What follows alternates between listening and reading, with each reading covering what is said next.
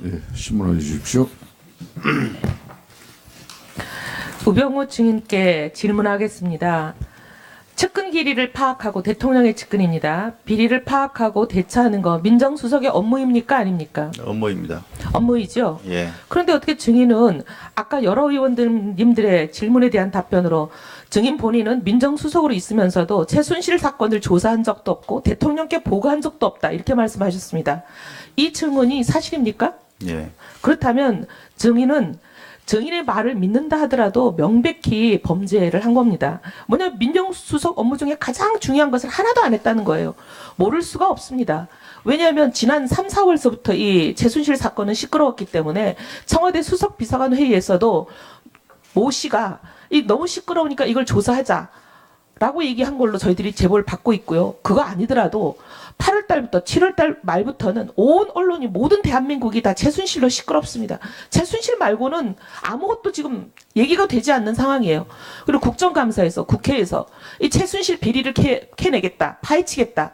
그래서 최순실 차은택을 국감 증인으로 채택을 했는데 새누리당 친박 의원 몇 명이 그걸 몸을 던져서 막아가지고 국회가 마비가 되고 온 나라가 이 나라를인데 어떻게 민정수석이 최순실 사건에 대해서 파악도 안 해보고 사건을 조사도 안 하고 대통령께 보고도 안 했다고 말씀을 하십니까? 민정수석으로서는 자격이 없는 게 아니라 이거는 형법 122조 위반이에요. 형법 122조 검사 출신이시니까 잘 알고 계실 겁니다. 뭐죠? 조문까지는 모르는데 말씀해 주시면. 민정수석의 직무를 안 한 겁니다. 직무유기 이거 굉장히 심각하고 중대한 위반 사항입니다. 122조 위반으로 이 본인에 대해서 우리가 위원회에서 이거는 특감에도 넘기고 고발 조치도 해야 된다고 생각합니다. 본인의 저 말씀이 위증이 아니라 위증으로 처벌받거나 아니면 122조 직무유기를 처벌받으십니다.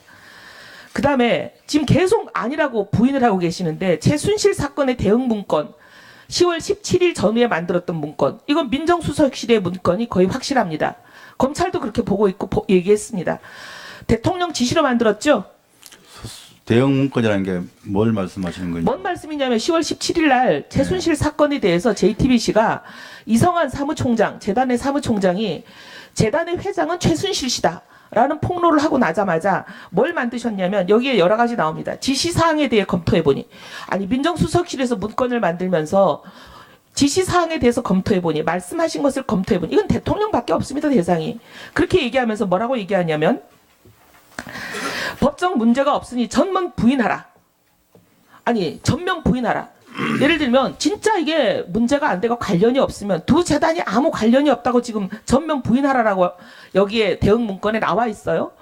진짜 미르재단과 K스포 재단과 대통령과 아무 관련이 없으면 전면 부인하라는 지시를 왜 내립니까? 이거는 관련이 있으니까 전면 부인하라는 위증 교사, 은폐, 사실 은폐, 조작을 하신 거죠. 수사 대비 문건 지금 말씀하시는 뭐 부인해라 뭐 이런 거는 저희가 만든 적이 없습니다. 만든 적이 없다면 말이 안 되는 게 민정수석실에서 나온 문건을 민정수석이 만든 적이 없다고 하시면 최소한 몰랐다 치더라도 민정수석실에서 나온 잠깐만요. 거는 증인은 아닌 걸로 알고 있습니다. 증인은 질문할 때 대답하십시오. 예.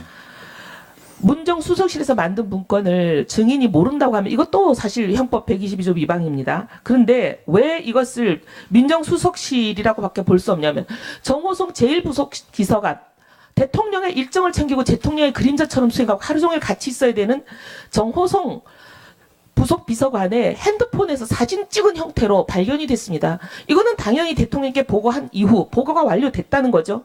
대통령께 보고되는 문건을 민정수석실에서 모르고 있습니까? 그것도 이거 굉장히 중대한 사항에 대한 여러 가지 대응 문건입니다. 거기 보면 증거를 은폐하라는 각종 세세한 얘기들이 나와요.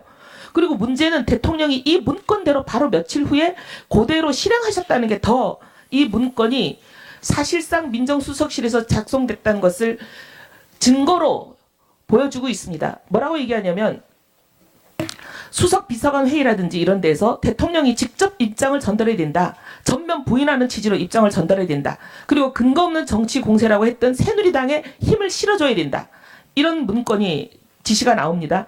그랬더니 바로 불과 이틀 뒤인 10월 20일 대통령이 수석 비서관 회의에서 재단 문제를 처음으로 언급하면서 문건에서 건의한 그대로 워딩을 하시면서 발언을 하십니다.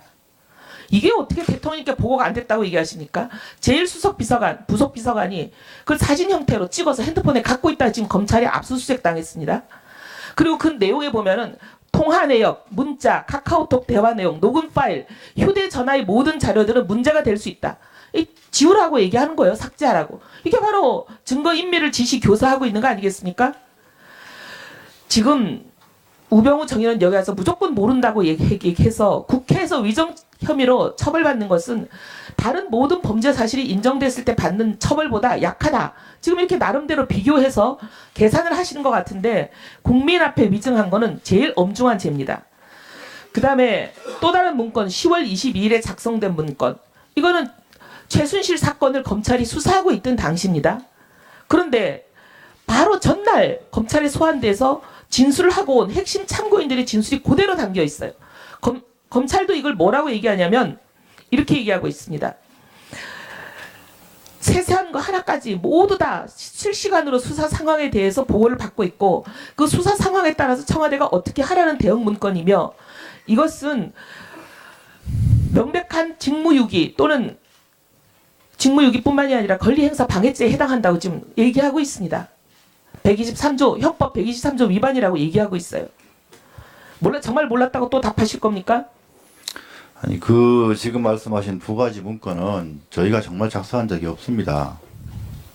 작성한 적이 없다면 아까 말씀드린 대로 민정수석실에서 작성되고 있다든지 왜냐하면 이게 지금 특별감찰반에서 압수수색하는 과정에서 이게 문건이 확보가 됐습니다. 아닙니다. 검찰이 민정수석실을 압수수색해가지고 나온 문건인데 그걸 민정수석실에서 작성한 적이 없다. 나는 모른다. 정호성 비서관 핸드폰에서 그거는 첫 나왔다고. 번째 문건이고요. 예. 두 번째 문건이요. 첫 번째 문건은 정호석 부속비서관의 사진 파일 형태로 핸드폰에서 저장돼 있던 게 나왔고 두 번째 문건 10월 22일에 작성된 이 수사 상황까지 실시간으로 보고 받으시면서 세세히 대응 사항을 지시하고 있는 이 문건. 이거는 이 두 가지 문건을 저희가 작성하지 않았다는 것은 분명히 말씀드릴 수 있습니다. 이런 거 작성한 적 없습니다.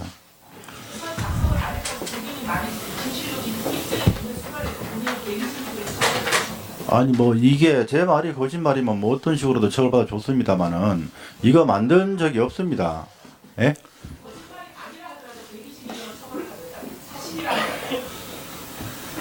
무슨 예, 이혜훈 의원 수고 많았습니다.